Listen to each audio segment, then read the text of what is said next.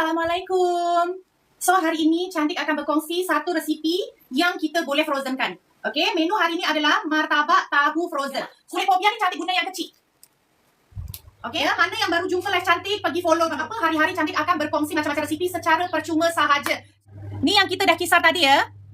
Bismillahirrahmanirrahim. Rebus dulu untuk hilangkan dia punya bau masam. Rebus kejap je dalam 1 minit, lepas tu kita tapis dan kita hancurkan. Ya, tahu kita harus hancurkan. Okay. Tambahkan sos tiram. Masukkan ayam kisar.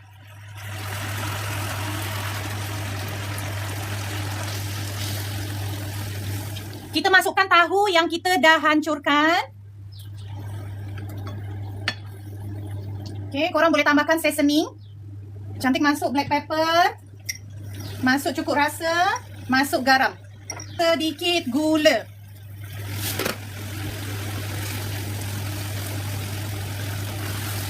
Tambahkan daun bawang yang banyak. Daun bawang harus banyak, baru dia sedap.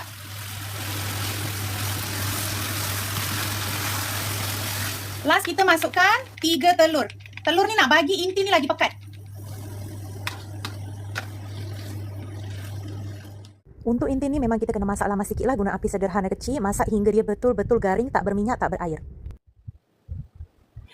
Okey, siapa kat sini ada masalah kebas tangan, nyeri radang pada lutut, tumit kaki, semua tolong ambil teh herba ni. Manis koles tinggi tolong ambil. Ni.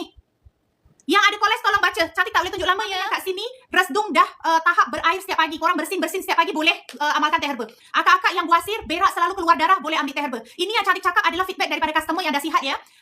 Untuk buat martabak tahu ni kita guna 2 layer kulit popia ya kak. Sebab apa? Kalau kita guna 1 layer, kalau korang tak terus goreng, korang nak frozenkan, kulit tu boleh pecah sebab dia basah daripada inti dalam tu. So hasil dia memang akan cantik, tak serap minyak dan lebih crunchy. Mana nak frozenkan, selepas kita lipat ni boleh terus masuk dalam frozen lah. Anytime korang nak goreng, just keluarkan daripada frozen, korang goreng menggunakan api sederhana kecil. So buat je lah terus sampai inti tu habis. Ada yang tanya serap minyak tak? Tak berminyak korang. Tidak berminyak. Ya, kita rasa dulu. Kita rasa dulu. Bismillahirrahmanirrahim.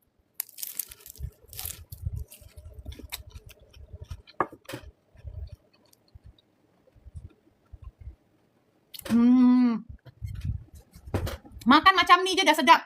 Sebab dalam dia dah cukup rasa. Tapi kalau akak nak cicah dengan sambal kicap ke, chili sauce ke, tak ada masalah.